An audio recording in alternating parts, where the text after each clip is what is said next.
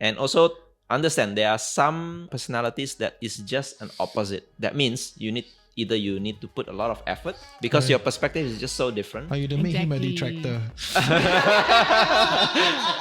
Or basically you find another boss.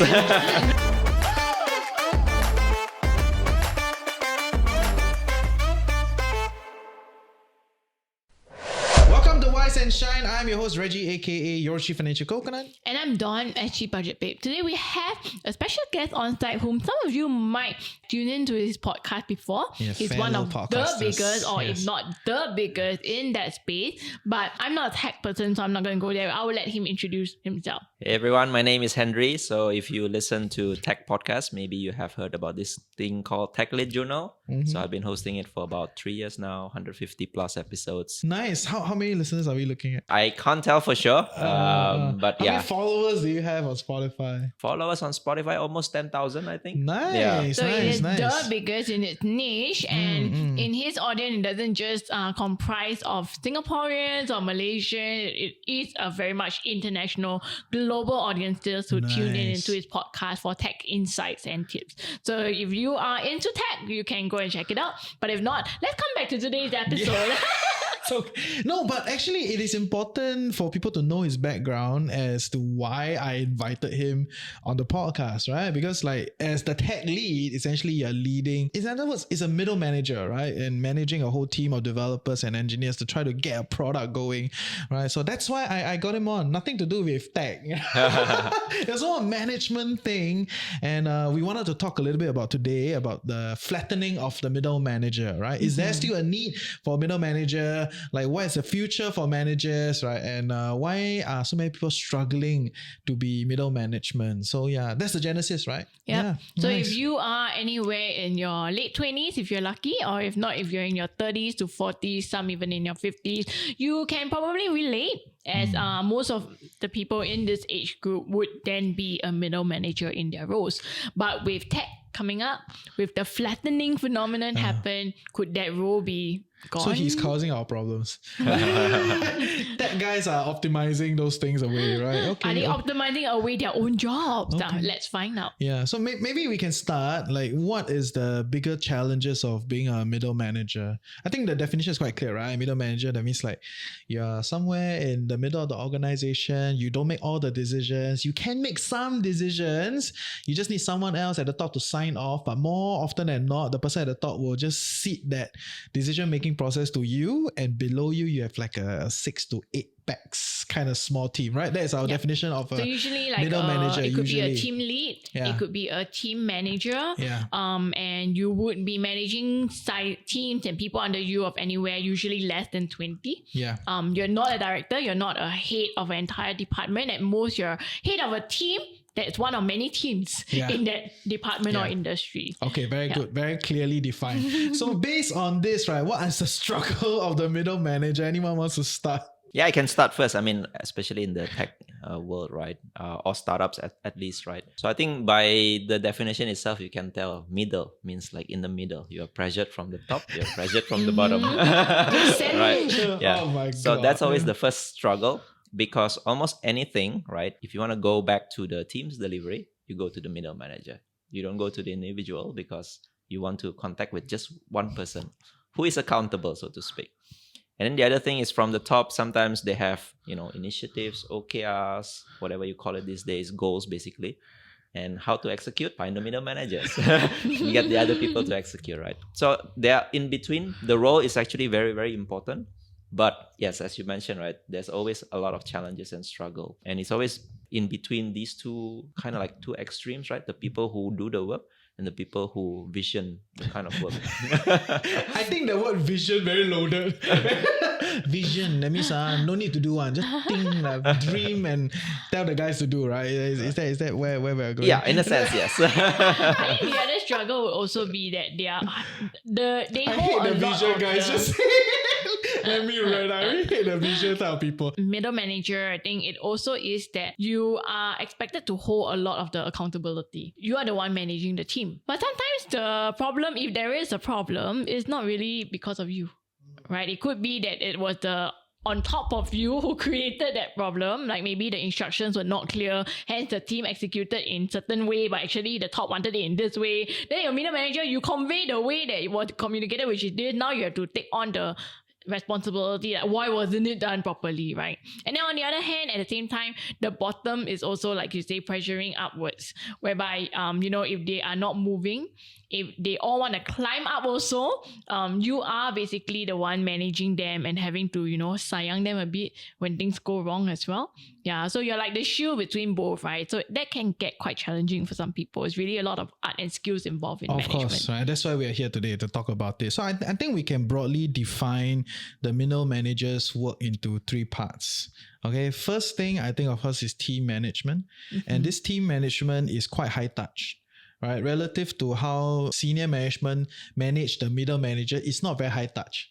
It's once a quarter, let's have lunch, right? And then they go through the KPIs, what happened, blah, blah, blah, right? It's very low touch. But middle managers have very high touch with their team. Every day as they are running, you are in the grind with them, right? So they're managing a high touch team. This is one thing of the big roles of middle managers. The other one, of course, is managing the KPI success, right? I think that's what we have established, the KPI success towards, achieving the goals and dreams of the visionaries, right? Visionaries, right? And I think the third one will be managing the expectations from the top, right? So these are the 3 lineup that we can go with. Right? So maybe we start one by one now. Okay, we start with KPIs, right? Like, as with all great Singaporean individuals that are grinding out in the corporate space, KPIs. What are we measuring, right? This is always important, but you don't always get to decide what's measured, right? So how do you manage KPI success, right? I mean, of course, the best case is the KPIs come down. If you hit it, great, life carries on. Maybe you get promoted further, right? But there are many other cases of like if you don't hit or like can you negotiate, all that jazz, right? So maybe we talk a little bit about KPIs. So how do you all manage KPIs as a middle manager? There are a few things that I can remember on top of my mind. The first is about clarity and alignment. I think it always happens in a bigger scale kind of company, like not like small startup, but when you have a big size of a company where you have different departments or different teams or different kind of lines of products or things like that. Normally the goals, the KPIs are set at the company level and how you trickle it down to different teams. It's always the clarity and alignment and prioritization that gets in between of the execution of these goals, because people might have different priorities. They misunderstand what you mean. The way to track is not well defined as well. So each team has their own ways of measuring. How do you execute the how? Like, the what to achieve. How do you execute the how? Maybe some people misinterpret it and do the way they think it's best, but actually doesn't align with what the company wants. So I think this is one of the biggest challenge for leaders, right? Especially at the top, the visionaries. How do you trickle down your vision such that it's clear and all the teams involved are aligned? I think the second thing about KPIs, it could happen in a small, maybe startup pitch, right? It's like they keep changing. Like today is this, maybe a few months down the road, because they don't see results, they change. So this thing, you just imagine if you are like moving a ship, right? You cannot just move 180 degrees in one go. Yes. You have to do it in such a small angle, slowly, gradually, until then everyone is aligned and go to the next direction. So I think this is where 2 of the biggest challenge in hitting the KPIs. Yeah. But of course, the other thing is like, do you have sufficient resources, people, skill set to actually hit the target? It's true. And as a middle manager, right? Okay, yeah, so I run the network, right? Yeah, but my team is very small. So technically, I am running like a middle manager, right? I don't have a lot of time to vision, it's very executional. What's next? Where can we find the money? How can we optimize our processes and then all that? So I function like a middle manager, right? So I can attest to that part, where, because although I am the middle manager, I am also the person kind of setting a lot of the direction of where are we going.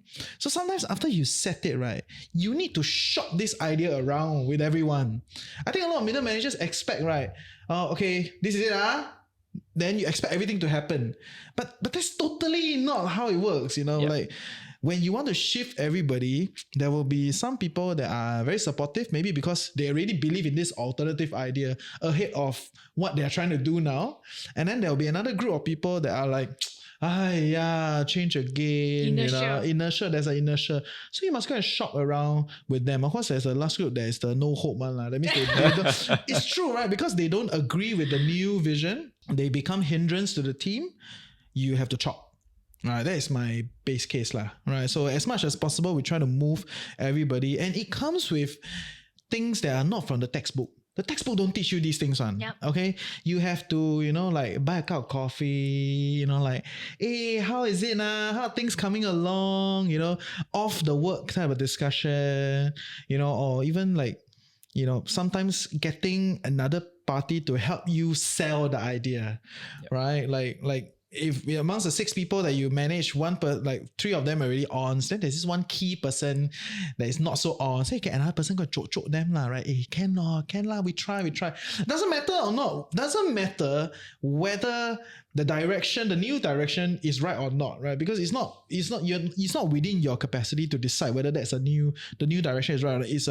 It's a top-down type of situation, right? So your only goal is to convince everyone that let's go, right? And then meet the KPI. And I feel like yeah, and you're like a mixture of a cheerleader, mother, father. It's just kind of like go. I classify this as like you are a manager, kind of like leadership, but you don't have authority. Yes, exactly. Like, so you're just given an order.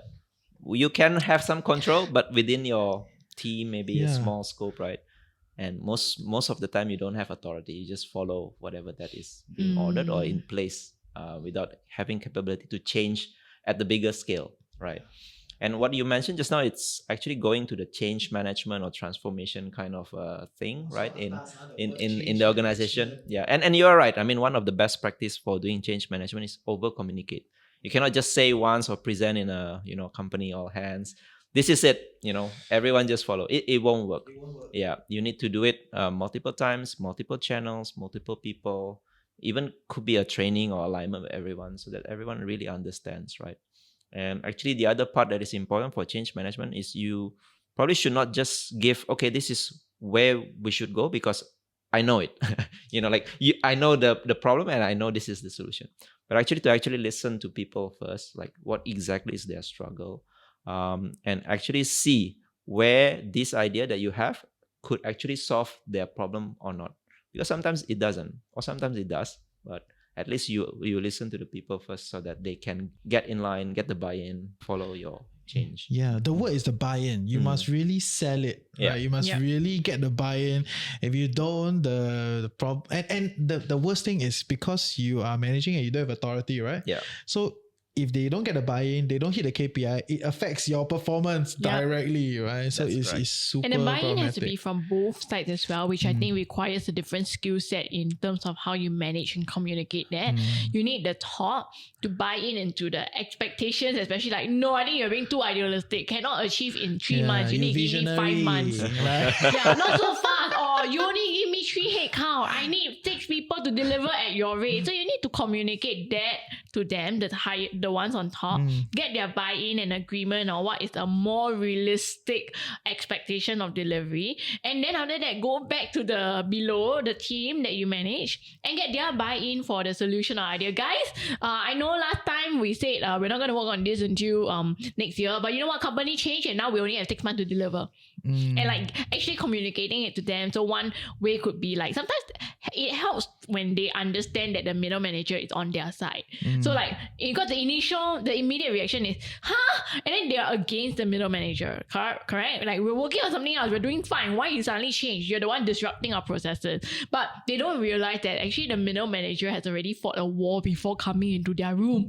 And when the middle manager communicates that to the team to say, guys, I know you've been working really hard on this, and I of all people would hate to shut the doors on this project right now, but you know what, we need to move to a different focus at this moment because the company has decided it was going to be 1 year, 3 months, but I asked them to give us 6 months because we need a time. So like you say, over communicate. When they over communicate that to the team below as well, I think that makes their job a lot easier, because if they don't get the team's buy-in, they cannot hit KPI, then on top will also whack them, so they get whacked from both ends. Yeah. I find it very risky to walk into the room and tell everybody the news. I feel like that is a very risky move, Like in your team, let's say we just take 6 people as an example, maybe 2 or 3 are your allies, right? Because if you don't have allies in the team, highly unlikely you can stand as a middle manager or even a senior manager. You must have people that are die-hard followers, right? They are with you whatever you say, they are more or less there already. You don't need to try very hard to sell. But there will be a few others that are like, they're here because they have to be here, or they're here because, they think you're quite cool. They respect you, but they're not like diehard ally. They will challenge you. So it's always very risky to walk into the room and just say, okay, this is a new direction, right? Usually what I'll do is I will go and like shop around, with the others that are not so aligned yet. It's like, hey, the results don't look very good, and our runway is this much, I think we need to change this, blah, blah, blah. Have a good talk first before you go into the big meeting and tell everybody, okay, this is a new direction. You got the hardest people on the team already. And then the rest, there's very close one, right? You walk out of the boardroom, one text away, they know already. Hey, management say I need to change. Oh, okay, I get it. Fucking annoying, but they're aligned because they're your allies. Yeah. Right. So I think that you need to be a little bit smarter with that whole like people management. Don't think this is a stage lag. Go in, just say. I feel like it's quite problematic. Which is actually one of the most number one rules and skill set that you need to have as a middle manager, right? Because you are a people manager. Yeah, it's true. It's true. And so there are always detractors, no matter what, right? Always visionaries and detractors. Even if you think you're a great leader, you think people will follow you. It's just a given. There will always be detractors, people who don't agree to your idea. And it's always the art of leadership, right? And I think maybe one thing, if I can add on here to get the buy-in, right? No matter what the goal is, explain the why. I think Simon Sinek always says, start with the why, right? If the people understand why you're doing it and why is it important, I mean, most likely they will be able to relate and do the thing. And even more creative. They use their own creativity to solve the problem along with you. But of course, detractors, no matter what, die hard. Yeah, they don't understand the why, and they will not do it. I think it's just a given. And the thing is, right, I think one thing is very clear that when you sell the why, your sell will change over time. Depending on how big this shift is and how big your team is, as you sell the why a few more times, then you know what sells.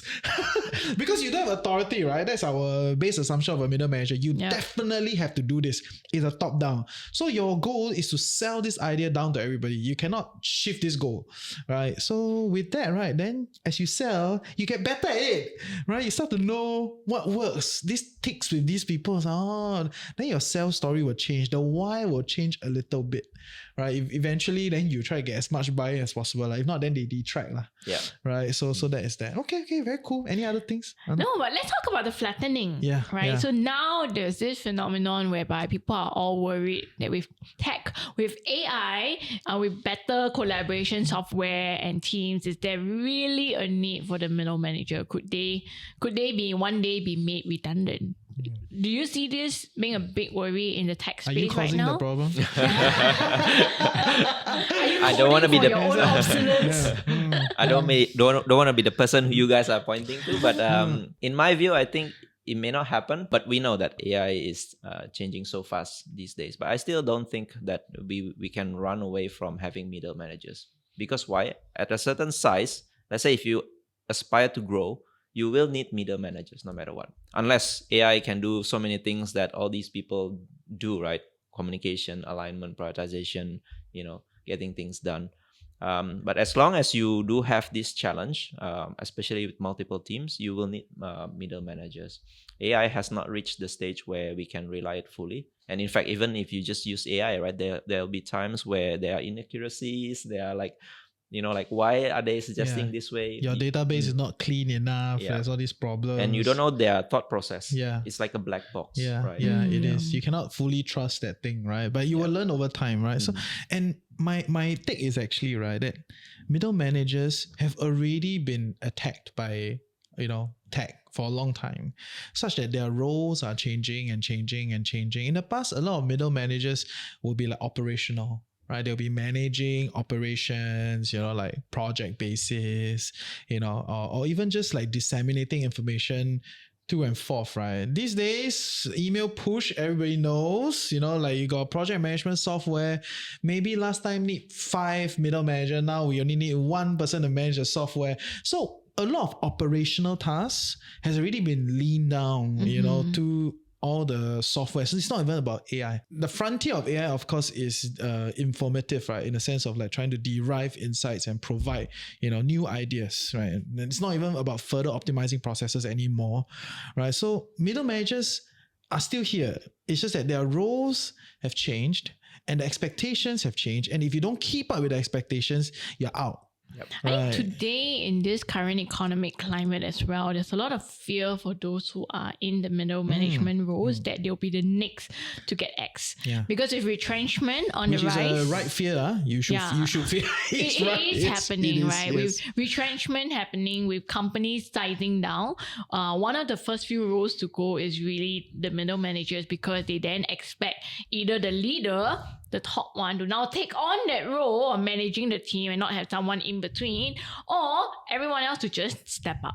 And we get rid of the in between, right? So it's a very real fear. How can middle managers make themselves invaluable and less likely to be on the chopping block next? I think it is more prevalent for big companies, big and old companies that are a bit more clunky. The larger the enterprise, the more at the risk more the middle legacy. They every manager time say they is. got 150 years legacy. That one a lot to cut, right? A lot of fat to cut, right? But like the newer, edgier companies, right? They are, they are lean and mean, right? In that sense, right? If they are not, then it's very hard to keep up, very hard to grow, right? Like a lot of my friends that are starting up businesses, right? They right from the start they use the most advanced softwares already, most optimal, then they outsource whatever they can outsource. Very, very lean. There's no fat to cut, right? It's all about top line growth, right? But for a lot of the bigger companies, I think these things happen. But based on the example you're saying, like get the senior management to come down to manage the mass, I feel like that's still a bit hard because the senior managers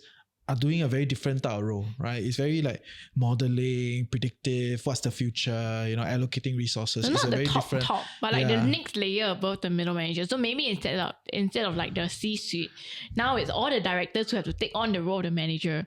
So let's say you have like the actual operations, the executors, right? The ones who do the work. Then you have a team lead who runs the 3 different teams in that department. Then you have like the entire department head.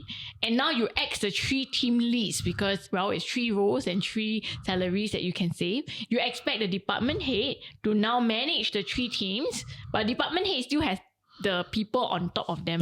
So I think that is something that we're starting to see happening. So what do the 3 managers in the middle do then? How can they make themselves inevitable? So first of all, I think the fear is real. I mean, even the developers, the engineers also get laid off, right? Exactly. It's not just the middle managers. So the key point here is you have to be... Get all the engineers to stop coding for software enterprise.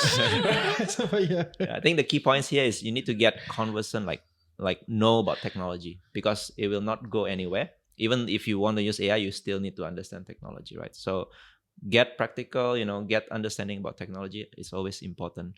Then the next thing is about this, flattening, removing the middle managers. I think this goes more towards the organizational theories or organizational design rather than replacing them fully with tech. I mean, of course, it happened in the past, replacing people with tech, but people will find a new role, right? Instead of fully replacing, maybe there will be a new role. So to me, when we talk about flattening, right, and some companies do this exactly, right? Like they merge teams, they remove some middle managers, but actually they are organizing it into a certain way such that you don't have a lot of dependencies and you don't have a lot of coordination required. Because if you want to execute a particular goal or KPIs, right, the best is like you give to one team, they execute all the way down without any dependencies or handoffs. And this is where organizations try to move into that area. Like, for example, Amazon is one of the best examples of this. Like even they kind of like have this published elsewhere, right? Whereby teams actually operate in kind of like a social network kind of manner where they're just given an outcomes and people align with that outcomes and somehow self-organize. While in traditional companies, what happens is you have a lot of hierarchies. Maybe you think this is not enough, you build another hierarchies in middle. Right? And that's why you will have a very, very deep. And because you have so many layers, right, there are a lot of misinterpretation, misunderstanding. And that's where inefficiencies and maybe, like time wasted just to get people aligned. So I think the idea is for this flattening is to, remove the layers. But also give the teams like kind of like a capability, self-organization manner such that they can still work together to achieve an outcome. with minimal dependencies, blockers, and handoffs. I think I like what you said about it is not just about the manager, but the organizational design. Yeah. So maybe what people who are in that position now and have that fear, if you're grappling with that fear and asking, am I going to be the next to get kicked out because my organization is going to flatten all of that? Maybe the good question is to ask, what is the current organizational design? Are there a lot of these inefficiencies? And if you spot that in your organization, then you might be the next on the chopping board. In this case, then maybe you want to make yourself more valuable by, being able to do multitask. Yeah, so sometimes I also say like the middle manager has it exists because it's a blend of skills, the three things that you talk about, right? But instead of just going for three, then maybe the middle manager can add on even more things. Like you could be a very good engineer, but because you're also very good at managing people, so now you're being put to manage the team of engineers, but they will not ex-engineers because they still need the engineers. So if you're also a very good engineer at the same time, you might still be able to preserve your role because they don't then just see you as the people manager of the engineers. You're a talented engineer and you can manage that team. So it's a 2-in-1 benefit that the organization gets by keeping the person. No, but actually when I run the team, right, okay, I never worked in a very big organization before, but when I run teams, right, I don't think like that.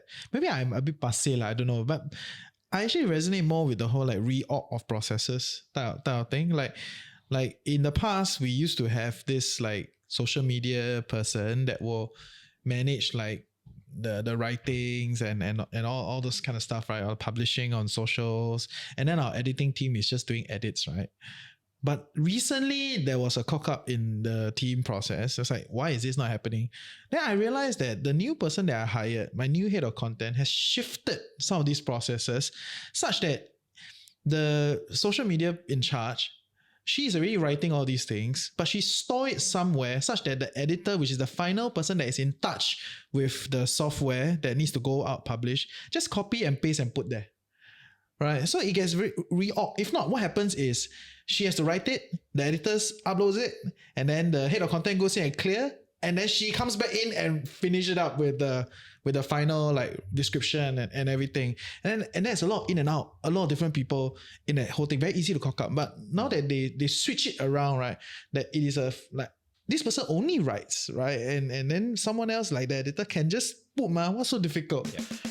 Hey, I hope you're enjoying Wise and Shine so far. I'm your host Reggie, aka your Chief Financial Coconut, and for us to continue to do this show so that you become a tad bit wiser every week, you gotta like, share, subscribe, help us beat the algorithm. But even more importantly, if you can, comment in the comment section below. Let us know your thoughts and also some questions that you would love us to answer. Yeah, now back to the show. Maybe it's a smaller team kind of thing, but I feel like even bigger teams are looking at some of these like, can I optimize the processes, and then the flattening of the manager, right, becomes a natural phenomenon as these things get reorg, rather than like companies are like just actively trying to cut out middle managers, right? And I feel like so what do you think?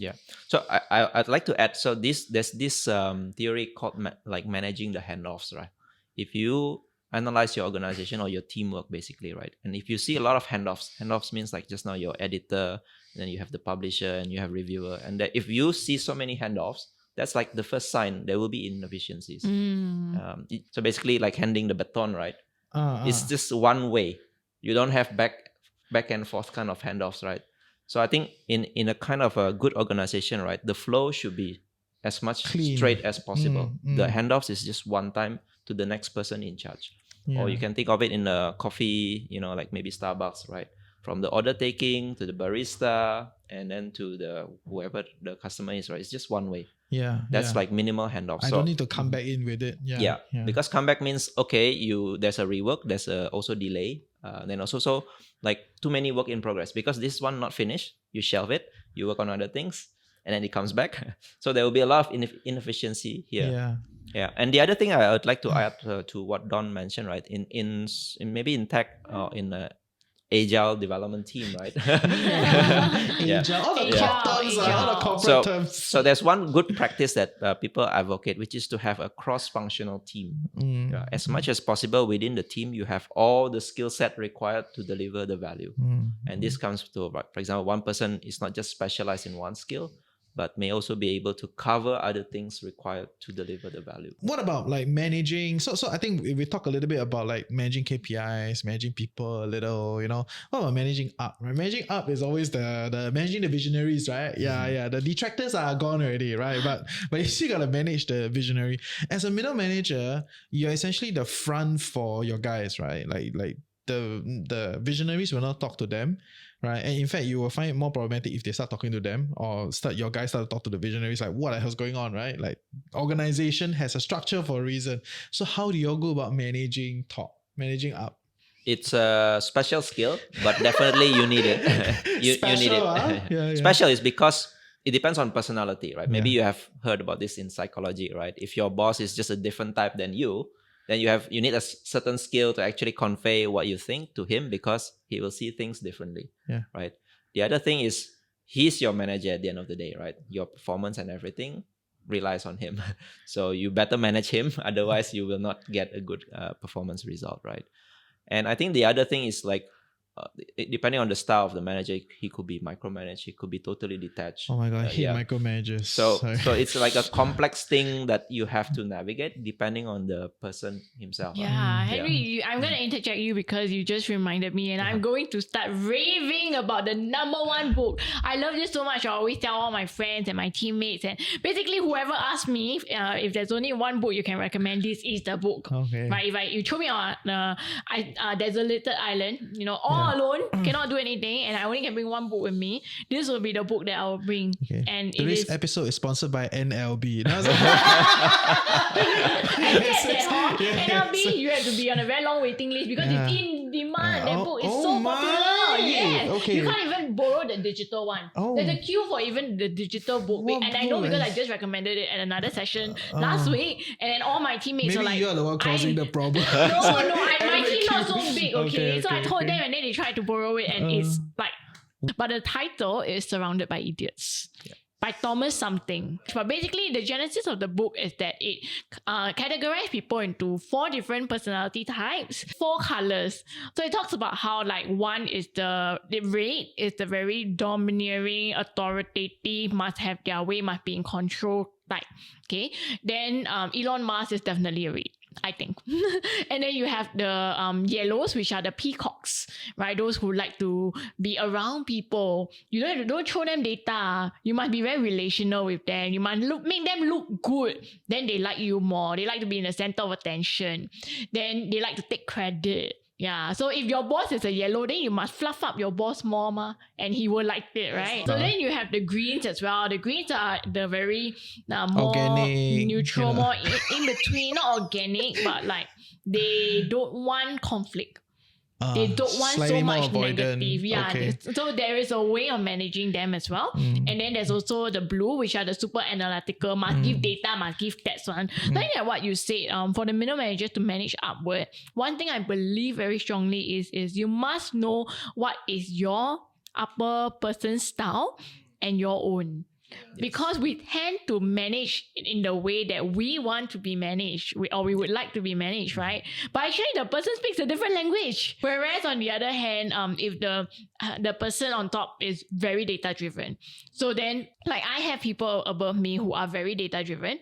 In order to convince and manage them, I actually need to put in a lot of data. Yeah, you need to I need plow. to crunch the You need to numbers, plow the sets. prepare the reports, and be prepared before I go to them. Like fighting, like, Yeah, right. because you It's part of are managing up, it is the way you yeah. manage up. Yeah, and I think there's a lot of self-awareness to recognize that, because people sometimes make the mistake of only knowing themselves. Or they only know the other person. They never realize that you need to know both, because then you will be more aware of your blind spot. Like you may inadvertently start to fluff up. Because you are a yellow right? So you're like, I want to take credit. So you start to make your boss take a lot of credit. But actually your boss is the kind where I don't like to take credit. I want people to see that I share credit with my team. So then when the person give all the credit to the boss, now the boss is angry because it makes him look very selfish. Yeah, so it sours it. And I think that like if I could only do one tip on how to manage upward, that would be the book I'll recommend people to read. And actually, it's not just for upwards; it's to Everyone, relationship with everyone. yeah. Everyone, right? yes, So you touch everyone. on a very good point. Yeah, people need to understand this. There are different personalities, psychologically researched, right? Yeah. And also understand there are some personalities that is just an opposite. So if you find this kind of person, right, that means you need to put a lot of effort because your perspective is just so different. Or you make him a Exactly. detractor. Or basically you find another boss. Engineer the failure, right? I've heard this kind of like corporate talk for a long time. Yeah, but I want to add to that, right? It means whatever framework you think about it, right? It can be different love language, whatever, however you want to, whatever you adopt. The reality is you're right to say that you have your own style, and sometimes when you want to work with someone that's of another style, it gets very draining, right? And given the realities of the game, sometimes you have to be drained, in that sense. But realize that at some point you gotta go and recharge on this front, right? It's an energy type of thing where you expend on this thing, you better go and draw energy from somewhere else. If not, you're gonna crash and burn out and all that, right? So it's not about your way or the highway. Okay, if you're the visionary, it's your way or the highway, right? But if you're the middle manager, it's not always your way. More often than not, it's not. You're just trying to widen the highway, okay? So, and with that, while you're managing up and also managing your guys, then you might want to be clearer with also like managing your own energy and emotions and all that. And I feel like it is such a common thing for a lot of us to just drop everything that we used to do in the university once we enter the workforce. Like, when you're in school, right, studying is very intense, but then you have all these like CCA, you have all these like community groups, you hang out with your friends. And once you enter the workforce, right, this whole support system is let go very quickly. It just splits immediately. It's gone. I feel like more of us should try to retain more of these support systems, maybe in a different form. Like, okay, maybe you were in school, you play, I don't know, like hockey or something, right? And then when you come out, you cannot be playing the school hockey. Okay, maybe alumni team, I don't know, but you can find another team and continue that sport as a form of support in your life.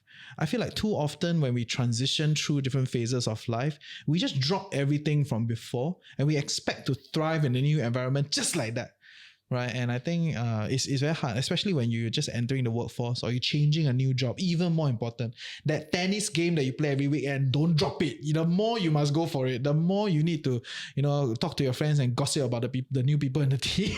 This is also what the middle managers need to do, right? Yeah. They need to be able to keep the team together and organize these kind of opportunities also, for them to find support in each other at work and outside of work. Yeah, but one thing I will say, no more lunch and learn. I just want to eat lunch. Stop asking me to learn while I eating lunch. Okay? But I've talked to many people, they all don't like lunch and learn. But HR always come to me, can we do lunch and learn? Lunch you learn. Don't put together. Lunch and catch up. Okay. Or lunch and gossip. That's great. Yes. Please continue. Yeah. So I think that's a really important role. And that's why I think also going back to the flattening, I agree with you. I don't think they can be entirely replaced. I think the bulk of middle managers will eventually be made obsolete as technology becomes better. But the ones who are very good at managing people, I don't think they ever will be made redundant. Yeah, because AI cannot read the pulse of the room. AI cannot figure out when talking to you, what color are you, what personality type are you. AI has to be, you tell me the personality type, I tell you the correct answer, right? But who's the one reading the personality type in the first place? It has to be the one who is good at people management, usually the middle manager. And then the people above the middle manager, they typically just don't have the time. They don't have so much time and bandwidth to sit down, listen to you, complain and tell your sob story, understand your trouble. They just want to go straight to it because they have so many things on their plate. So you still need someone to manage the situation. It's true. I think a lot of the senior management, they come down, they have this idea that you cannot, I'll find the next person. Right? It's not as nurturing the relationship. I don't know if that's the case. You can see this type of leader anywhere. Yeah. It's quite, and the thing is, I think it's quite common. right? With senior management, they come down. It's not that they don't want to nurture you, but there are too many things to do. They don't have time. So they're not very nurturing in general. They will be nurturing up to a certain kind of, there will be variance across them, of course, you know, they will some are more nurturing relative, but more often than not, it's very tough love, very quick, very like, you know, if you cannot rotate the next person, it's not so, whereas the middle manager has a bit more of the sayang. And the most where, you know. if the senior management have to nurture someone, right, it's usually just the middle managers.